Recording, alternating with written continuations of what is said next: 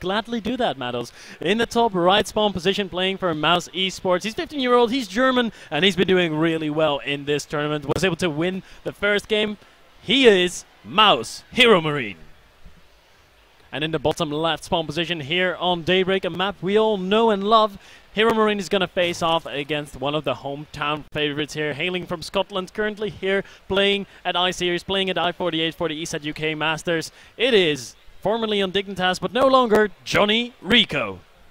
So, Daybreak is one of the best maps going. It's really one of your favorite maps. It's my favorite map. It's my favorite map. I love this. I have a really good win rate on this map, so I'm going to be all for it. Now, basically, we've seen HeroMarine go for this quick CC first build in the first 2 games. Yes. JonnyRecco's been favouring getting out some quick roaches every time in response to the Hellions. Game 1 it was great, Game 2 it wasn't really required, but then he identified very quickly that rather than, in Game 1 it was Mech out of HeroMarine, Game 2 Marine, no, it was Biomine. Biomine, yes. Biomine came down, no tanks, and so he did well. Game 3, do we reckon HeroMarine's going to go drop heavy? Could be. He likes him. He tried to drop in the last game, but it was a little bit too late. You know, the Mutalisks were out on the field and they were doing incredible amounts of damage to the Men of X that were trying to drop. But basically, we saw 2 drops trying to come out of HeroMarine, and both got shut down by a combination of Zerglings and Mutas. So he's probably not going to go for that drop timing again. If he's going to do it again, we're definitely going to see it a lot earlier. But it is in HeroMarine's hands once more. That was brilliant by JonnyRecco. He actually blocked the command center going down, preemptively expecting HeroMarine to go for that build. Really, really clever play. And it's, as we mentioned in Game 2, if you delay things by a couple of seconds early on, it does snowball. It has an effect going forward. So what I'm really hoping to see is JonnyRecco take his third. There we go. Everything is going exactly as planned. Yeah, exactly as it... Wow, actually, it's a bit different from HeroMarine here. He is going command center first into a gas after that, and then into a barracks, which is definitely different from the norm. We see that pesky drone out of JonnyRecco trying to be a bit of a nuisance here. Has 6 HP, so it can continue to harass a little bit. Will take 2 hits though. HeroMarine is actually going to send out an SCV and chase that pesky drone away. Just be like, no, not again, drone. not again. You got to kill last time. You've had your fun. No more. No more. Spawning pool now on the way for JonnyRecco. Very standard things coming out of him. The exact same response we've seen out of him in the first and the second game. What I was saying earlier, the ball is really in HeroMarine's park again. Is he going to play Biomine? Is he going to play Bio Siege Tank? Is he going to go Mech again? All of them are viable things that HeroMarine can do. I did like the Biomine strategy, but he won with Mech. And that's going to be saying in the back of his head, if Mech made him win, is he going to go for it again? I would. Yeah. It did make him win in Game 1, but it also was partially because of a misread that JonnyRecco made in the first game. He was going for the ground upgrades. He didn't really have the appropriate army to deal with the mech. His Ultras were just a little bit late to the party, and they weren't able to shut the push that HeroMarine was throwing at him down. So if JonnyRecco reads the game perfectly, as I'm sure he will, because he's getting a lot of Overlords in position. Overlord on the left side of the base, Overlord on the right side of the base, keeping an eye on gas timings, keeping an eye on when that command center floats down. I think he should be fine. He should be. And now it does land. We do see the factory on its way. The reactor coming out, so gonna be some Hellions, unless he goes for that Hellion and Marine thing that he did one game and made us both right. But ultimately, this game is going to be going on. It's a macro game now. There's no real big all-ins coming until really past 8 minutes where they can start pushing at each other. Yeah, 3 base all-in, not the most likely thing to be seeing. I can make it work. I can make all kinds of cheese work as a Protoss player, you know. Myself and Jurastar once had a lot of fun joking about my 3 base cheese strategies that I have. And yeah, but we're not going to see that out of JonnyRecco, of course, playing solid as ever. One thing really interesting and different to the previous games is JonnyRecco managed to get the Overlord in quite early on, and he didn't actually see the starport though, so that... Oh no, he did, he saw it getting constructed. That's really good for him. Sweet. So he now sees what's happening. And in the previous game, HeroMarine has been very, very effective at denying scouting. And that's what's been causing Recco problems. Now he knows what's coming, he can react appropriately. Yeah, HeroMarine once again opening differently. We've seen 3 games out of him, and every game he's opened differently. This time it's going to be a Banshee opener by the looks of it, as that barracks is moving away from the tech lab, and he's going to be placing it on. Probably gonna be a cloak opener, as you can see. 320 gas in store right now. That cloak should be started instantaneously with a Banshee, and there it goes. Really nicely timed out. Had enough gas to immediately start cloak and immediately start a Banshee, and then goes into a third. Well, ultimately, HeroMarine has really refined builds. He has shown that all the way through. He's got a wide variety of them that he executes exceptionally well. And now, JonnyRecco, he's got to play reactionary, but because he knows what's coming down, he should be fairly okay. All he doesn't know is about this third CC, but he can probably expect that considering every other game it's happened. He's going to see it again. He is going to see it again. He's trying to get that Overlord in, and HeroMarine is not going to be able to deny it with that Marine there when it's so close to the edge of the map. Oh, he might even see the double armory. Oh, that's going to be big if he sees the double armory. That's going to give away all the strategies that HeroMarine has as a follow-up. One armory. Yep, he sees them. Oh, but he didn't click him. He's going back into click, and he clicks. Yep. Could have been a double engineering bait too. That is really, really important, actually. If he does see it, it just results in the fact that now he knows it's mech. Yeah. He went in, he saw them getting constructed. He was like, okay, I've seen the command center, I know everything. And then he saw those buildings getting constructed, didn't have time to click, went back in, clicked on them, knows what's happening. Well played. So this is now a return to the first game strategy. So the slight modification that the Banshee is out on the field, but currently the Banshee just coming over is going to get spotted by Overlords though. So ultimately JonnyRecco should be able to defend this now. And well, he is going to take some losses because he doesn't have detection in his mineral line. Immediately goes and starts a Sport Crawler. Didn't really see this Banshee opener coming at all. It's not the most common thing to be doing in current meta game. Could pick off the Queen. The Banshee's going to spend his time chasing the drones. What I find really interesting actually is the Banshee coming into the main, but the Hellions, and there are a couple of them just sitting in the watchtower closest to HeroMarine's base. He's not trying to push into the third at the same time. 7 kills, 8 kills. Ooh. Yeah, this Banshee doing quite nicely, but with the Spore Crawler up now, it will be more difficult to defend. There's a Spore Crawler at the natural as well. And this just more drones, no drones, where are you going? 10 kills on that Banshee, and things starting to get a little bit out of control. 11 kills for just that single Banshee, and there's another one out on the field, I believe. Yes, it's in the middle of the map, making sure there's no Zerglings at that watchtower, and those Purges are going to be in for a surprise. They will be in. Oh no, the Queen! The Queen, where are you going, Queen? That is not the party you got the invite to. Nope. That was a little bit sloppy. You don't want to be losing Queens. Even though he's got 4 out, he's now got no creep spread, apart from the tumors that are already on the field. That makes things a little bit more frustrating for him. There are a lot of roaches out, but ultimately this is going to be a really, really strong mech push. We've got Vikings coming as well. We've got a good number. We've got Thors coming out. No tanks as of yet. And this was the same thing that HeroMarine did game 1. He got 2 Thors and then switched into the tank. Oh my god, more workers dying left and right. HeroMarine's got some phenomenal Banshee control here. 15 workers killed. 22 units killed in total by HeroMarine and only a single worker killed by JonnyRecco. As we see another Overlord trying to make its way out of there. The Marine's trying to gun it down but not quite able to. The third base is going to be taken by HeroMarine and he's going to be feeling good about himself. That Banshee opener did everything that he hoped for and dreamed of. Well, he got a good number of kills, 15 workers down. And all in all, now, basically, oh no, the top base. It's all 3 Banshees there. Oh my goodness, this is going to be forced to cancel. Yeah, it is going to be. I mean, the Queen is trying to get over there, but there's no mobile detection in range. The Spore Crawlers aren't there. They can just cloak and kill some Queens too if they really want to. And they do. They do kill a Queen. Might kill some more Queens because there's only 2 Queens versus 3 Banshees.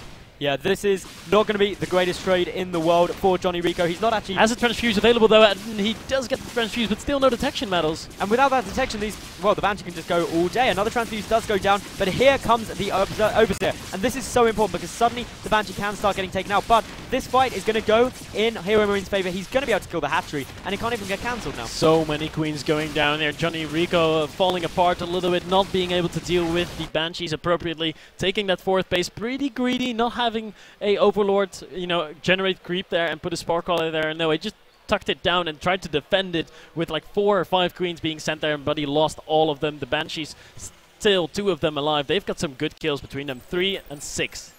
So, we've got the 4th command center coming down for HeroMarine. We've also got the Hive about to complete for JonnyRecco. Again, nice early timing on that. Probably going to get out Ultras. Yeah. Or Vipers.